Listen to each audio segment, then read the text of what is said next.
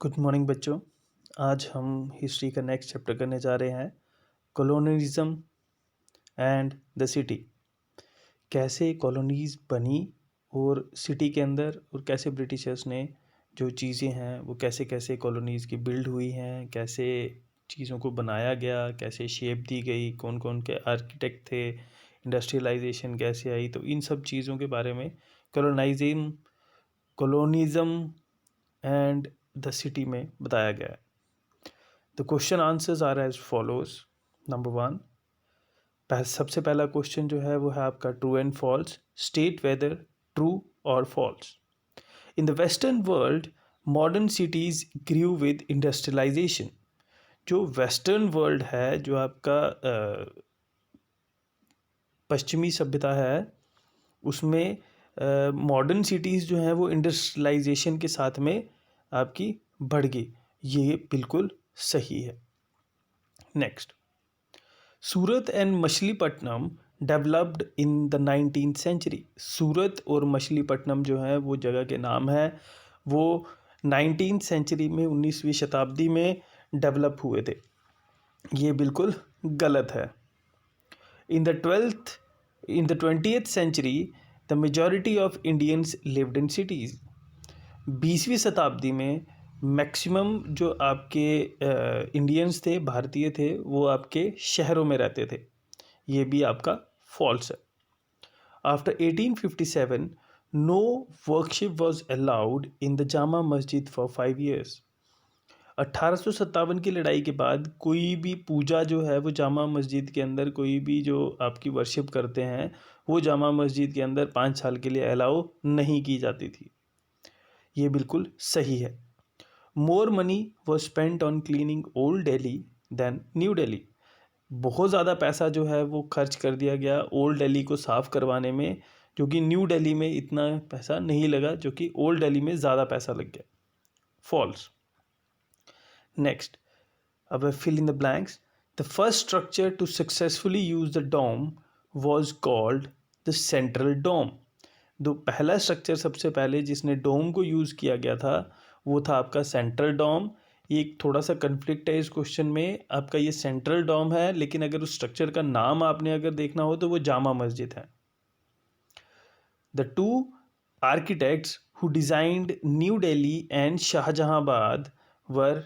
दो आर्किटेक्ट्स जिन्होंने कि न्यू दिल्ली और शाहजहांबाद को बनाया था, तैयार किया था, डिज़ाइन किया था, वो थे आपके एडवर्ड लुटिन्स और Herbert Bakers. The British saw overcrowded space as. जो ब्रिटिश थे उन्होंने ओवरक्राउडेड जो स्पेस थी, जहाँ पे बहुत ज़्यादा भीड़ भाड़ थी, उन स्पेसिस को उन्होंने अनहाइजीनिक कहा। In 1888 an extension scheme called the Dash was devised। कौन सी एक्सटेंशन स्कीम जो है 1888 में डिवाइस की गई थी? वो थी लाहौर गेट इम्प्रूवमेंट स्कीम। अब identify 3 differences in the city design of new Delhi and Shahjahanabad. 3 differences बताने हैं आपको, सिटी को किस तरीके से डिज़ाइन किया गया था। आपकी न्यू दिल्ली और शाहजहांबाद के बीच में कौन से ऐसे डिफरेंसेस थे जो कि सिटी के डिज़ाइनिंग में किए गए। The 3 differences were Shahjahanabad was crowded with mohallas and several dozen bazaars. जो शाहजहांबाद था आपका, उसको बहुत सारे मोहल्ले उसके अंदर क्राउडेड कर दिए गए, और सेवरल डजन्स मतलब बहुत सारे दर्जनों बाज़ार जो हैं उसके अंदर आपके क्राउडेड कर दिए गए। But New Delhi was not crowded nor were there mazes of narrow by lanes. जो आपके न्यू दिल्ली थी वो क्राउडेड नहीं था, और वहाँ पे इतने सारे मेजीज, इतनी सारी गलियाँ नहीं थी, नैरो लेन्स नहीं थी वहाँ पे। Shahjahanabad was not established in a planned manner. जो शाहजहांबाद था उसको प्लान्ड मैनर में नहीं एस्टैब्लिश किया गया, नहीं बनाया गया। While new Delhi was beautifully planned. जो न्यू दिल्ली थी उसको ब्यूटीफुल तरीके से, एक खूबसूरत तरीके से प्लान कर दिया गया। There was chaos everywhere in Shahjahanabad. Shahjahanabad में हर जगह पे केओस फैला हुआ था, हड़दल्ली फैली हुई थी। हड़कंप फैला हुआ था। But New Delhi represent sense of law and order, लेकिन जो न्यू दिल्ली था वो sense of law and order जो है वो वहाँ पे रिप्रेजेंट कर रहा था कि वहाँ पे लॉ एंड ऑर्डर को अच्छी तरीके से माना जाता है। Who lived in the white areas in cities such as Madras, Madras में जो वाइट एरियाज़ थे, वाइट एरियाज़ सिटीज़ की जो वाइट एरियाज़ थे वहाँ पे कौन रहता था?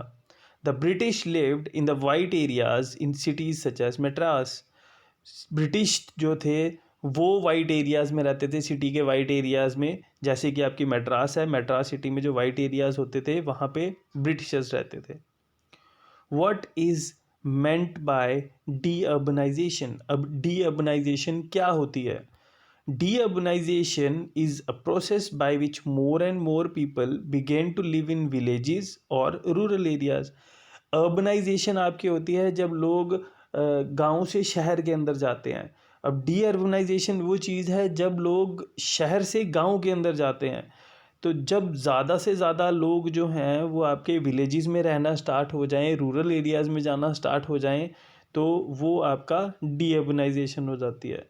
इन द लेट 18th सेंचुरी, 18वीं शताब्दी आखिरी में, 18वीं शताब्दी के आखिरी में Calcutta, Bombay and Madras emerged as presidency cities. जो कलकत्ता, बॉम्बे और मद्रास थी वो एमर्ज हुई एक प्रेसिडेंसी सिटीज़ की तरह, एक जो बहुत ज़्यादा रूल करने वाली, जिनके ऊपर सेंटर बनता है, आप ये कह सकते हैं महानगरों की तरह एस्टैब्लिश हुई, एमर्ज हुई। They became the centre of British powers in different regions of India, वो ब्रिटिश पावर का सेंटर बन गई अलग अलग रीजन्स में, भारत के अलग अलग जो रीजन्स थे, अलग अलग इलाके जो थे उसके अंदर जो ब्रिटिश की पावर थी उनका सेंटर बन गए। At the same time several smaller cities declined, उसी समय अगर सेम टाइम की बात करें, बहुत सारी छोटी छोटी सिटीज़ जो थी वो डिक्लाइन हो रही थी, वो डिग्रेड हो रही थी, कम होती जा रही थी, मतलब उनका जो है उन्नति इतनी ज़्यादा नहीं हो रही थी। Old trading centres and ports could not survive when the flow of trade shifted to new centres, जो पुराने आपके ट्रेडिंग सेंटर्स थे, पुराने पोर्ट्स थे, वो ज़्यादा देर सर्वाइव नहीं कर पाए क्योंकि नए जो ट्रेडिंग सेंटर आ चुके थे उसकी वजह से जो पुराने वाले फ्लो ऑफ ट्रेड जो था वो नए में चला गया था, और पुराने वाले जो थे वो धीरे धीरे डिक्लाइन करते जा रहे थे, ख़त्म होते जा रहे थे। Similarly earlier centres of regional power collapsed with the defeat of local ruler by the British, जो पुराने सेंटर्स थे रीजनल पावर के, जिनके पास पावर थी, वो जैसे कोलैप्स हो गए जैसे जैसे वो ब्रिटिशर्स से, उनके जो लोकल रूलर्स थे, जब वो ब्रिटिशर्स से हारते जा रहे थे, तो उन जो पावर थी उनकी, जो उनके रीजनल पावर थी उन सेंटर्स की, वो ख़त्म होती जा रही थी, कोलैप्स होती जा रही थी। And new centre of administration grew, वो एडमिनिस्टर करने के, लोगों को, चीज़ों को निगरानी रखने के लिए जो चीज़ें, जो एडमिनिस्ट्रेशन बनाई जा रही थी, वो जो न्यू सेंटर जो थे वो उसमें बढ़ते जा रहे थे, ग्रू हो रहे थे, धीरे धीरे जो है वो उनकी ग्रोथ हो रही थी। This process is described as deurbanisation, और इस प्रोसेस को आप कहते हैं deurbanisation. Next question, why did the British choose to hold a grand darbar in Delhi although it was not a capital? Britishers जो थे उन्होंने एक ग्रैंड दरबार जो है वो दिल्ली में क्यों करना चाहा, जबकि वो उस टाइम पे उसकी कैपिटल नहीं थी। ड्यूरिंग द रिवॉल्ट इन 1857, 1857 में जो रिवॉल्ट हुआ था उसके दौरान the British had realized that Mughal emperor was still important to the people, उन्होंने ये रियलाइज़ किया, उन्होंने ये देखा कि जो मुग़ल एम्परर था वो अभी भी लोगों के लिए इम्पॉर्टेंट था, अभी भी लोगों के लिए ज़रूरी है। And they saw him as the leader, उन्होंने ये भी देखा कि जो उनका लीडर था वो भी एक मुग़ल एम्परर ही था, जो उस टाइम पे बहादुर शाह ज़फ़र थे। It was therefore important to celebrate British power with pomp and show in Delhi, इसलिए ये ब्रिटिशर्स के लिए बहुत ज़्यादा ज़रूरी हो गया था कि वो अपनी पावर को सेलिब्रेट करें दिल्ली के अंदर, ताकि वो दिखा सकें कि हम यहाँ पे रूल कर रहे हैं। The city the Mughal emperor had ruled earlier, Delhi के अंदर शो करना बहुत ज़रूरी था कि जिसके अंदर मुग़ल एम्परर्स ने रूल किया हुआ था पहले का, उस सिटी के ऊपर उनको सेलिब्रेट करना बहुत ज़रूरी था कि हमारा होल्ड है इस सिटी पे।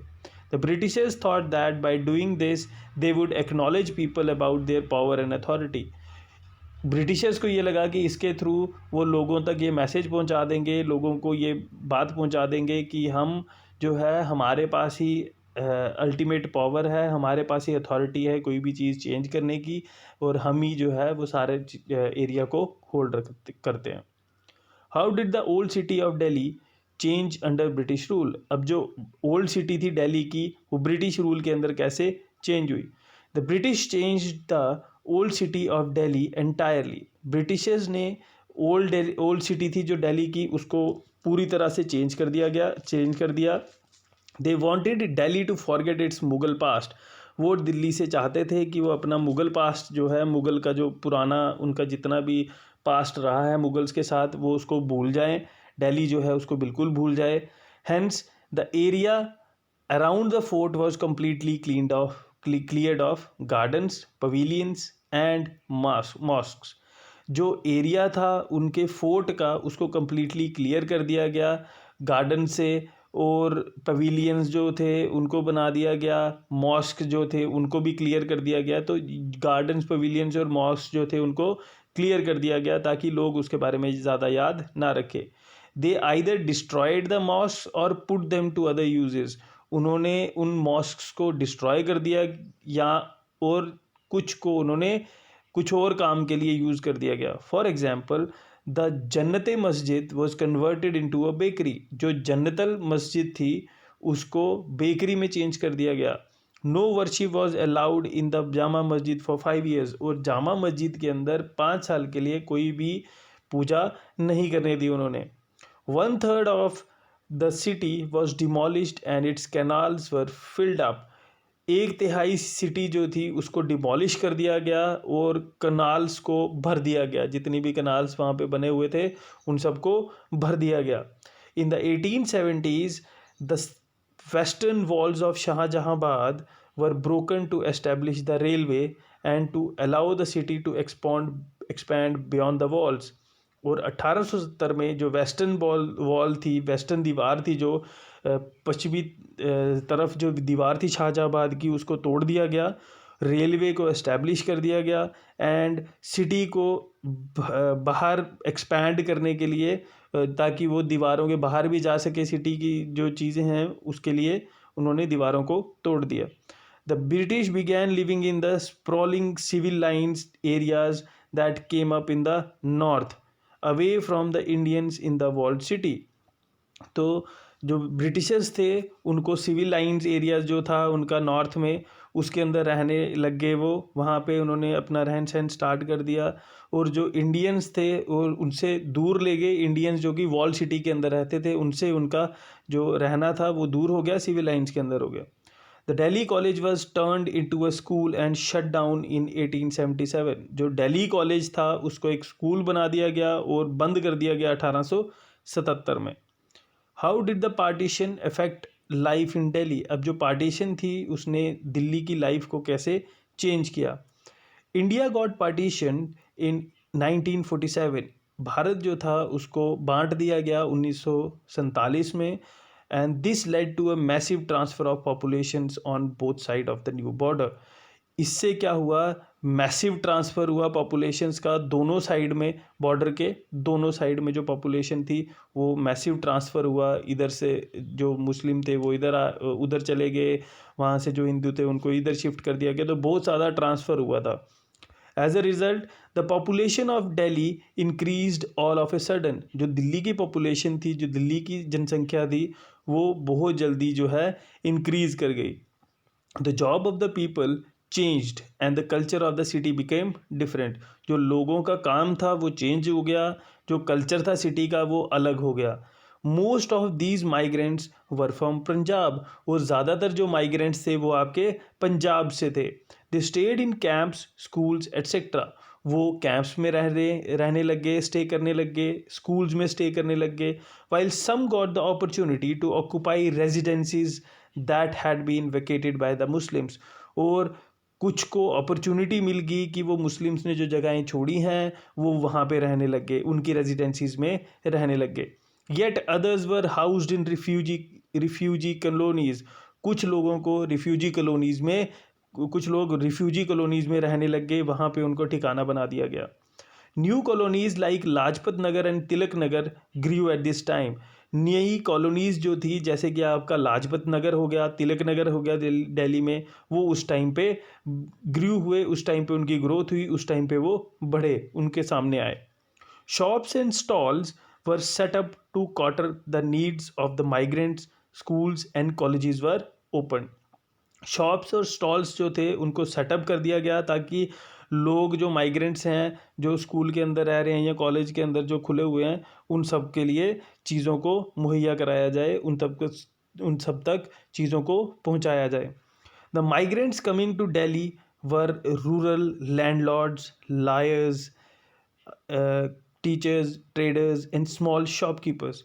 जो माइग्रेंट्स जो कि दिल्ली से आ रहे थे, वो आपके रूरल जगह गाँव के लैंडलॉर्ड्स थे, गाँव के जो ज़िम्मेदार थे, वकील थे, टीचर्स थे, ट्रेडर्स थे, छोटे छोटे दुकानदार थे. तो ये सारे जो हैं वो दिल्ली के अंदर जो है दिल्ली के अंदर आ रहे थे, माइग्रेंट्स जो जितने भी थे आपके.